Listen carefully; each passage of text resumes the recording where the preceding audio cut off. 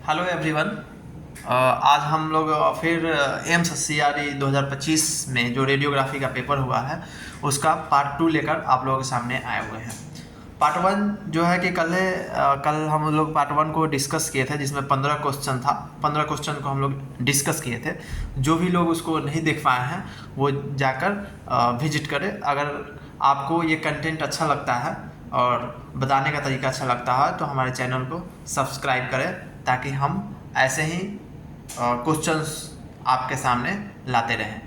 चलिए स्टार्ट करते हैं part 2 AIIMS CRE radiography part 2, जिसमें मेरा फर्स्ट क्वेश्चन है। फर्स्ट क्वेश्चन हम लोग आया था ऐसे करके कि main crop grown in India. India में जो है कि मेन क्रॉप ग्रोन कर रहा है वो कौन है। ऑप्शंस में आपको था राइस था, व्हीट था, शुगर केन था।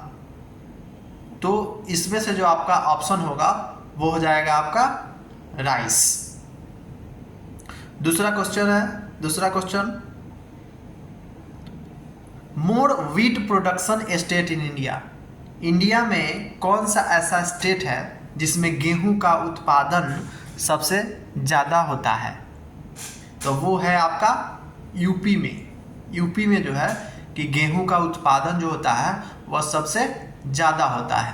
तो इसका आंसर आपको यूपी चला जाएगा। थर्ड क्वेश्चन है which one of the following contrast media used in suspected bowel perforations. मतलब कि आपके पास कोई पेशेंट आता है और उसका आंतें जो है, बोवेल जो है, आंत जिसको बोलते हैं, इंटेस्टाइन जिसको बोलते हैं, उसमें छिद्र है, होल है। तो उसमें हम लोग कौन सा कंट्रास्ट मीडिया मेनली हम यूज करेंगे। तो अगर परफोरेशन का केस आता है तो इसमें हम जनरली बेरियम सल्फेट जो है कि वो यूज नहीं करते हैं, क्योंकि वो इनसॉल्युबल इन वाटर, वो वाटर में इनसॉल्युबल होता है।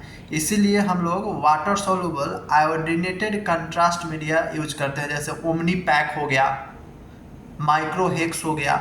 ये सब आयोडीनेटेड कंट्रास्ट है, ठीक है, जो वाटर सॉल्युबल होता है। Question number 4, which contrast media use in barium enema. जब हम बेरियम इनेमा करते हैं तो उसमें कौन सा कंट्रास्ट मीडिया यूज करते हैं। हम जानते हैं कि बेरियम इनेमा जो है हम बड़ी आंत के लिए करते हैं, लार्ज इंटेस्टाइन के लिए करते हैं। तो उसमें हम यूज करते हैं बेरियम सल्फेट और एयर को। क्वेश्चन नंबर 5 है कि inverse square law refers to. Inverse square law जो है वह किससे इसमें रिलेटेड है। तो ऑप्शन आपका चला जाएगा डिस्टेंस से, क्योंकि हम जानते हैं inverse square law is universally proportional होता है इंटेंसिटी का। Universally proportional square inverse law is directly proportional to distance square होता है, ठीक है। तो inverse square law refers to distance, का आंसर चला जाएगा। अब एक क्वेश्चन था इंग्लिश का, एंटोनिम्स ऑफ ब्यूटीफुल। ब्यूटीफुल का एंटोनिम्स क्या होगा। एंटोनिम्स मतलब होता है ब्यूटीफुल का विपरीत शब्द क्या होगा, विपरीत वर्ड क्या होगा, उल्टा वर्ड क्या होगा। तो ये अगली चला जाएगा आपका, अगली। अब आता है सिनोनिम्स ऑफ इंटेलिजेंट। इंटेलिजेंट का सिनोनिम्स क्या होगा। तो इसमें आपका आंसर चला जाएगा clever. Question number 8, Bhakra Nangal dam situated in which state. Bhakra Nangal बांध जो है वह किस राज्य में उपस्थित है, प्रेजेंट है। तो यह हिमाचल प्रदेश में है भाखड़ा नंगल डैम, ठीक है। Question number 9, in CR function of PSP plate. Photo stimulable phosphor जो प्लेट हम CR में यूज करते हैं, इसका काम क्या होता है। एक तो ये इसका काम होता है कि ये जो भी एक्सरे आएगा उसको विजिबल लाइट में कन्वर्ट करेगा और लाइटेड इमेज बना के उसको, लाइटेड इमेज को स्टोर करके रखेगा जब तक हम उसका प्लेट को रीडर में डालकर उसको प्रोसेस ना कर ले। तो ये क्वेश्चन हम लोग के पास था कि CR फंक्शन, CR में हम PSP प्लेट यूज करते हैं, उसका कार्य क्या होता है। तो ये करता है लैटेंट इमेज को स्टोर करके रखता है, ठीक है। क्वेश्चन नंबर 10, जब हम CT स्कैन करते हैं तो उसमें कौन सा रिकंस्ट्रक्शन मेथड हम मेनली यूज करते हैं?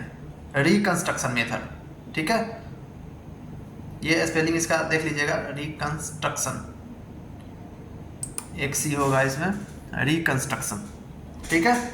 तो इसमें हम जो है cone beam filter back projection mainly हम रिकंस्ट्रक्शन मेथड हम CT स्कैन में यूज करते हैं। ये अपना देख लीजिएगा क्वेश्चन इसमें। अब हम अगर हम KVP बढ़ाते हैं तो KVP बढ़ाएंगे तो हमारा कंट्रास्ट जो है वो घट जाएगा। क्यों घट जाएगा? क्योंकि KVP बढ़ाएंगे तो स्कैटर्ड रेडिएशन बढ़ेगा। अगर स्कैटर्ड रेडिएशन बढ़ेगा तो स्कैटर्ड रेडिएशन फिल्म पे जाएगा और कंट्रास्ट को क्या करेगा? घटाने का काम करेगा। तो primary disadvantage of increase KV, अगर KVP बढ़ाएंगे तो हमारा कंट्रास्ट घट जाएगा। Question number 12, which one of the flowing animal is not jump? इसमें से कौन सा एक एनिमल है जो जंप नहीं कर पाता? आपके पास ऑप्शन रहा होगा एलिफेंट, वेल, वेल भी जंप करता है, ठीक है ना। तो इसमें आपका ऑप्शन चला जाएगा एलिफेंट, जो जंप नहीं कर पाता। Question number 13, sum of 90 even natural number, 90 even natural number का सम क्या होगा? ठीक है, तो इसका एक होता है कि n into M plus N, मतलब कि 90 इंटू 90 81 100 हो जाएगा और प्लस 90, मतलब 81 90 इसका आंसर हो जाएगा। Which one of the following option is correct to reduce patient dose in fluoroscopy? जब हम फ्लोरोस्कोपी करते हैं तो पेशेंट को डोज को कम करने के लिए इसमें से कौन सा मेथड मेनली हम यूज करते हैं? तो ऑप्शन आपके पास रहा होगा high frame rate, intermediate fluoroscopy. तो हम हाई फ्रेम डोज दे देंगे तो पेशेंट का डोज बढ़ता है, हाई तो इंटरमीडिएट फ्लोरोस्कोपी इसका आंसर चला जाएगा। Inversion time of star sequence, star sequence का इन्वर्जन टाइम क्या होता है? जनरली इसका हम लोग यूज करते हैं 80 से 150 मिली सेकेंड, लेकिन ये ऑप्शन में नहीं था, 200 करीब में इसका ऑप्शन था, तो इसको हम लोग इसको 200 मिली सेकेंड इसका आंसर चला जाएगा। स्टार सीक्वेंस जो होता है ये क्या होता है? फैट सप्रेशन सीक्वेंस होता है, ठीक है। तो थैंक यू।